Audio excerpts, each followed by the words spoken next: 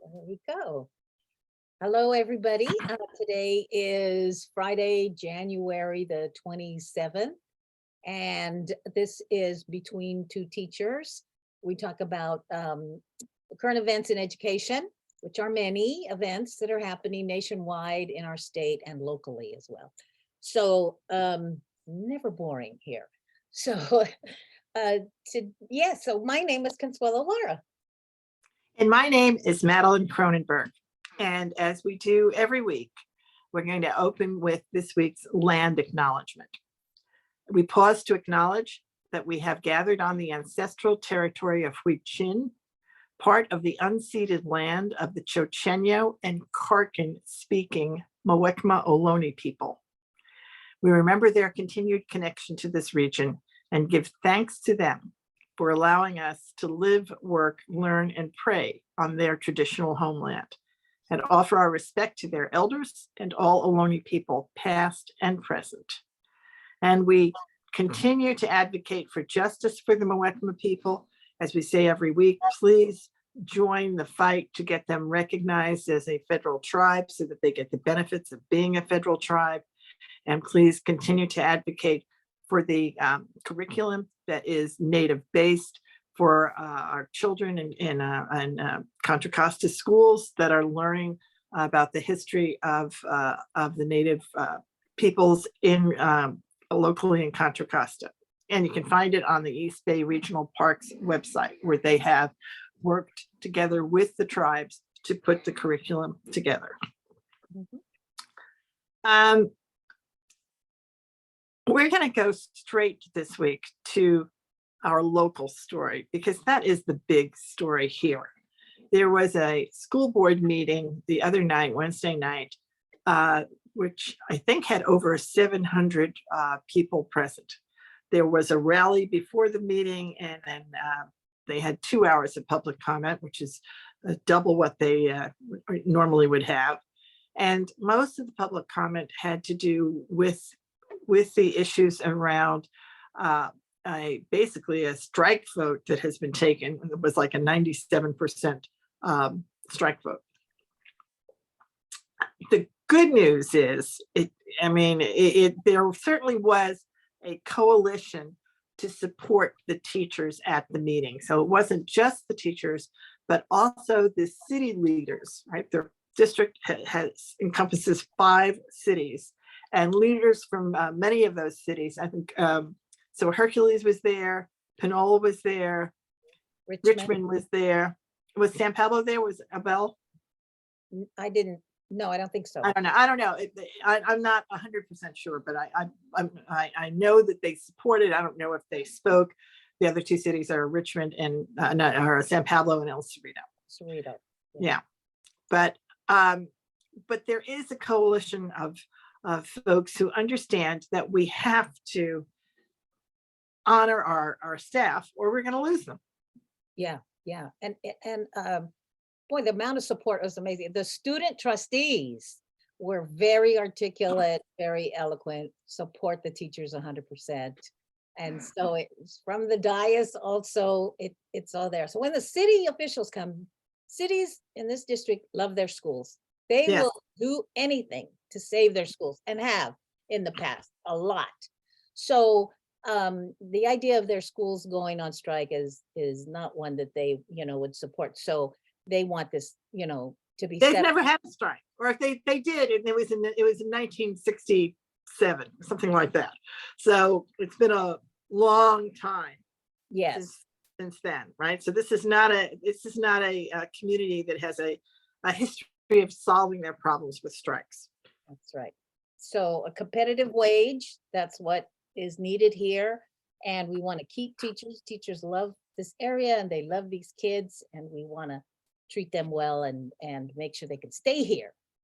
And there is a power sharing, a governance sharing kind of thing too, around the community schools. That's the other issue that has come up in this district, where they have successfully gotten a very big grant from the state of California to operate community schools. But part of that operation is to in the way it was written into the grant, was to have community members share in the decision-making process. And that seems to be an issue for the current leaders of the district.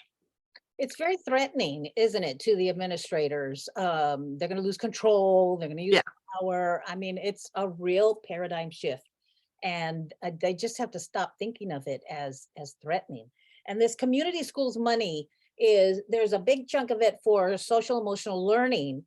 Yep. And we're talking about direct services to children, our children who need this. And we cannot block it and just ignore that. Another part of it would affect the adult education and to be able to address that. And these are the parents of our children. So there's benefit directly for children, and to, we need to make this adjustment and support community schools. Absolutely. And support, and let the community have the support. One of the things about this that's interesting about the district position, to have district administrators be more in charge, is these are people who were not here when it was written, right? District administrators typically do not stay in their position for many years, right? Superintendents stay 3 to 5 years. 5 years is a long time for a superintendent. We had Dr. Harder for 10 years. That was an extraordinarily long time. Yeah. Right. So there is a turnaround time here. And that's why the community members own their houses. They live in the community. They send their children to the school districts over generations. They have the investment, not the administrators. We mustn't just make believe that the administrators are the ones who have the investment. They do not. They do not. And that is why this was structured the way it was structured. Your teachers are more likely to stay in your district far longer than your administrators. Yes. Right. And at the same school, they're more likely to stay put and stay at the same school than administrators who are on a career path. Right. They're on a different. From here to there. And just when you build a new school or you change a name, or you realize from the community the legacy of each of these schools. My grandmother went to that school, or it's just such a part of the history of our cities that the administrators don't understand that, don't get it, because they have such a narrow level of things that they're in charge of, so that you know how to administer those things, whether you're plunked down in one school or plunked down in another school, right? But that doesn't make you are unlikely to be a natural somebody who is from the school. You're not rooted in that school at all. Correct. Right. Yeah. You find an administrator who's been as a principal at a school for 10 years. You have to look hard for that person because they're not there. Yeah. But you can find teachers who've been somewhere for 10 years.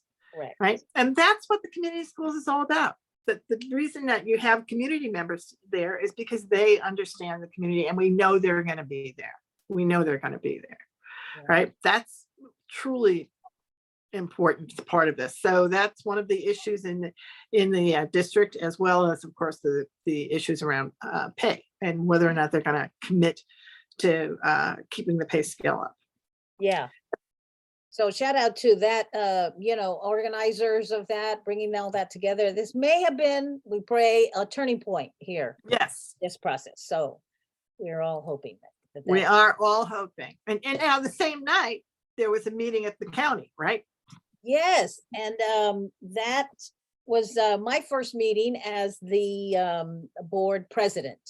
And so, it was great. I felt a lot of support and encouragement from everybody. And it was not a very long meeting. We did our committees and we did a few presentations. I think one of the big discussions we're having has to do with school site councils and site plans and SARC. And I guess they're kind of looked at differently at a county than they are in a school district. Because in a school district, that's almost like your Bible. Okay. And it's a living document, so that if you make a change in how you're going to spend some money, you go back to that plan and that committee and you get approval. So this is where you get teacher voice, parent voice, students. We have students at Helms Middle School, and staff can have some input on how money is spent and the goals of your school. At the county, it's a little bit different. Even though it's the same ed code, the process has been a little, you know, just a little I different. think some of the schools at the county may struggle to get the parent voice in, right? Yes, yeah. And I think, yeah, so the process, and so that's understandable. And they're smaller schools and and I understand all of that. But I think it's so important to do it. Even if you have just a small school, you need voice of everybody and they need to have Right. input. You don't do the plan at the very last minute, get everybody to come in and sign it and then take it to the board. Yeah, it's not the best way to do things. Or make, Well, it's not, if you do it that way, I mean, these plans can be looked at as compliance documents, right? They're written and then they're sent to federal agencies that give out the money, and the compliance document has to be there and have certain signatures and certain numbers in place in order to qualify for the federal government to release the funds. So that's one aspect of them. But the other aspect is they do state what your values are, exactly. right? You do get to say things like, if you, and I know that the county board has a value around literacy. Yes, Well, then, you could put that in your plan.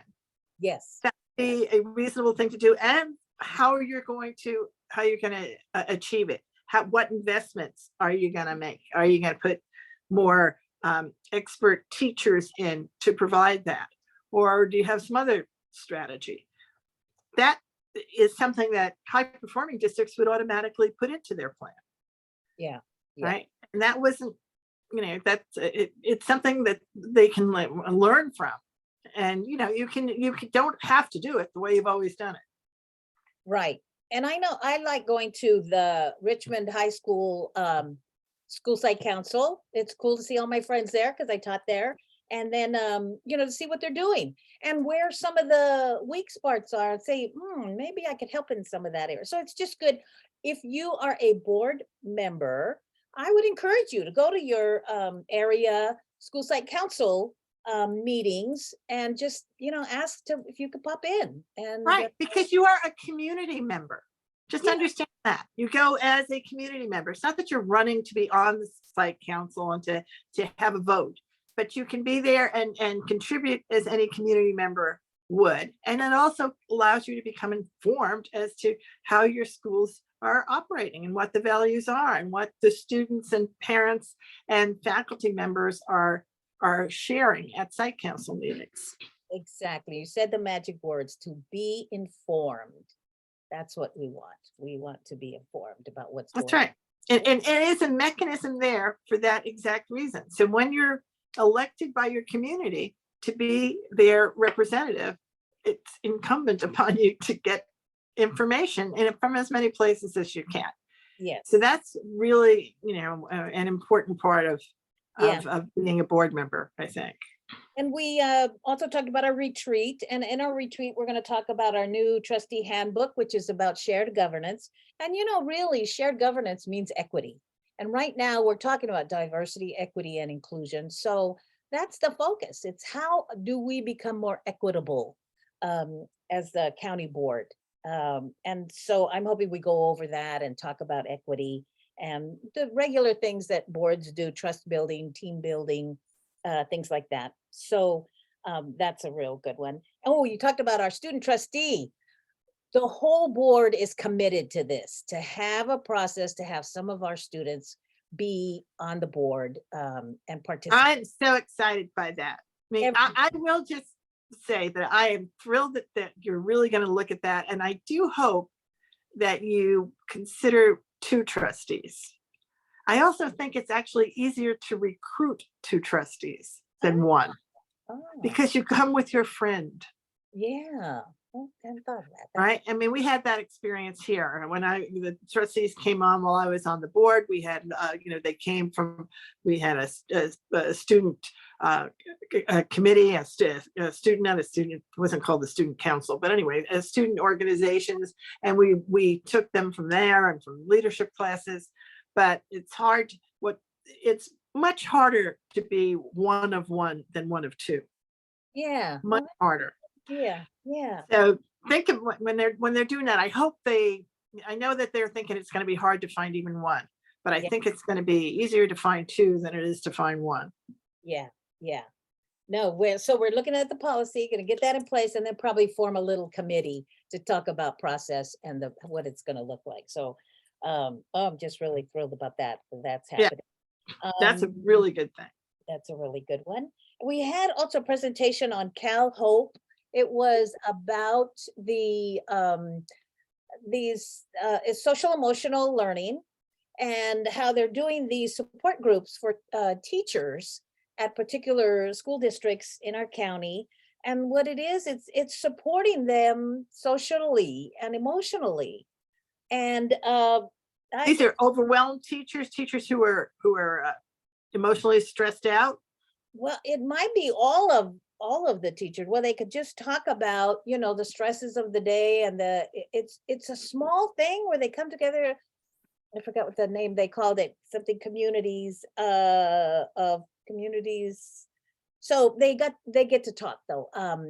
And I just thought that was such a great thing to do. I talked about Richmond High School, where we learned about secondhand trauma, where caregivers can take on some of Right. those symptoms, and you've got to have a place, a safe space to just release that and talk about it.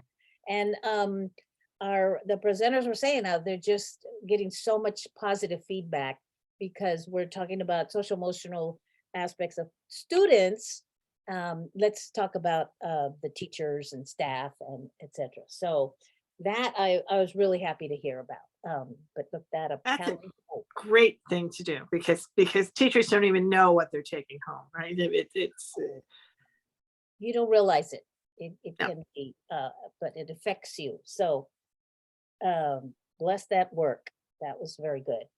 So that was yeah, that's what we did in the county.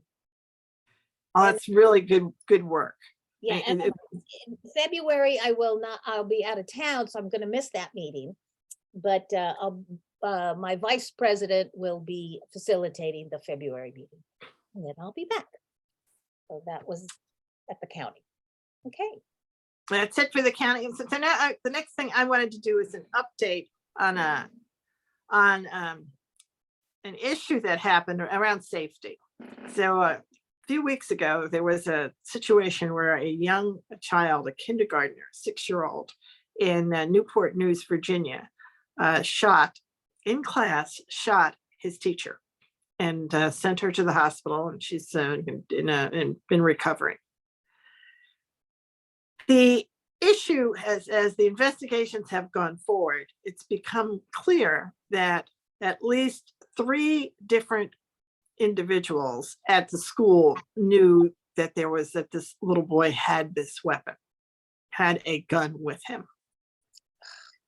And this little boy was not brought in by his administrators and given the support he needed to turn it over, to talk about it. He was left in the classroom with the teacher that he has threatened and then carried out the threat.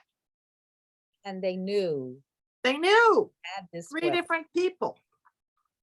So, I mean, obviously there's so many failings here, but the biggest failing from the perspective that we bring here as policymakers is there is not a clear policy for these folks, for these administrators to have known what you need to do. They weren't even trying to protect the child, but they're to protect the entire school. If you knew there was a weapon on your campus, you are not doing a lockdown, you are not calling the police department, you didn't call his mother. Yeah. So Yeah. So when you look at that policy, following up on Uvalde and the confusion there, I think that you can't have too much conversation around clear communications and expectations regarding safety.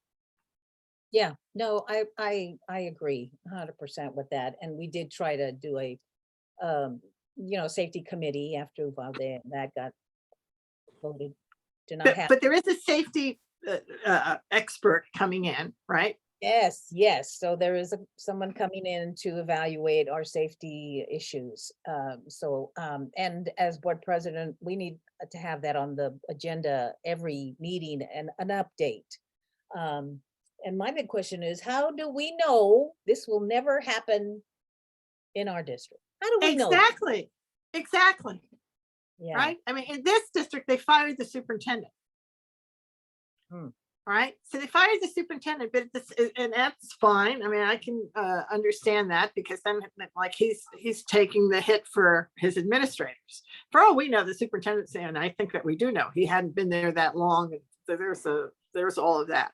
But the people who operated here were operating from the policies that they've operated from all along. gosh, isn't that awful? That's just, it's And following they procedures.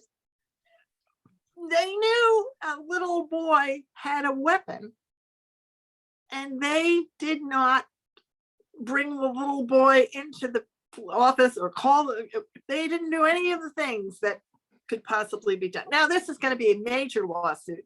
This has been brought out very clearly by the victim, the teacher's attorneys. Yeah, yeah. They're just saying, this isn't that this little boy suddenly came up with, how do you wind up holding a weapon in your hand in kindergarten? And he didn't do it like 5 minutes after the class started. This was later in the day, after he had shown his weapon to people. Wow. Wow.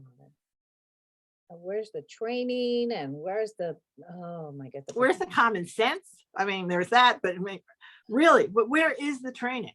Where is, if you see, why is there not something, if there is a weapon, it doesn't matter. You don't have to be in 8th grade or in high school. This is the proof that and why are you not helping this little boy? Yeah, clearly he needs help. That's true. Right? Here's a child who has anger issues, has whatever all of his issues are. Instead, you're like sending him and letting him stay in class. Jeez. Right? I mean, it's just a very shocking look into how schools are operating, and the need to keep constantly revisiting these policies. Yeah. Kindergarten. 6 years old. 6 years old. We all need to be part of this conversation. We all need to be part of it. Right. And you can't talk about it too much and say, oh, it's never going to happen here. You don't know. We live in a country where there are guns everywhere, right? This week alone, we had 2 men in their 60s commit mass killings. They also are not what everybody expects, the 67-year-old man and the 63-year-old man, or the 72-year-old man. These are older men who had access to weapons and went and did mass shootings. This is the country we live in. That's why we have to look at safety. Parents are true. We need right, and to think we don't is such a mistake. It's such a mistake. So I just wanted to bring that up. We'll talk about it again as this little boy's story, I think, is going to get more attention, but it will get attention from the standpoint of the people in that particular district. But I think all districts really have to learn from it. Yeah. There's a lot to learn here. We'll follow that, sure. And okay. Okay, so the last thing, I think last thing I'm going to do is a shout out. Do you have a shout out? Oh, Board just president. Organizers of this last rally and all of our city officials, shout out to all of them. I know Mr. Griffin was there, Mr. Murphy, Martinez, and a lot of city council people, and shout out to all of them for supporting. They became the team. They became the team for West Contra Costa teachers. And so that is a really important shout out. And I'm going to take some personal privilege and give a shout out to a woman who passed away this year, who, among other things, stayed in her PTA until 2 years ago. She was in the PTA for like 40 years. This was, and it may, I mean, and she served in all these offices in the PTA. And this is a local councilwoman who had been on our El Cerrito City Council for 23 years. She left the council. She chose not to run again and retired from the council just several weeks ago. And she passed away suddenly in her sleep yesterday. And I just really wish us here to acknowledge her, just as so many other people have. And honestly, for education, she served in the PTAs when her 5 children were going through the district. She worked very hard to make sure that each of these schools had what they needed. She was very much a part of the Harding community when her children went to Harding. I met her when we were both a part of the Portola and El Cerrito High communities, and I've known her since then, which is like 1990. So this is a farewell to our inspirational leader, Janet Abelson. Absolutely. A tribute to her and her legacy. Yes, her legacy is in many things, but people forget it was in education too. There's the fact that you would stay as a PTA member for the many years that she stayed a PTA member just shows how much she cared about PTA and education and our kids, and it's something we can all do. Yes. So with that, we'll see you next time on Between Two Teachers.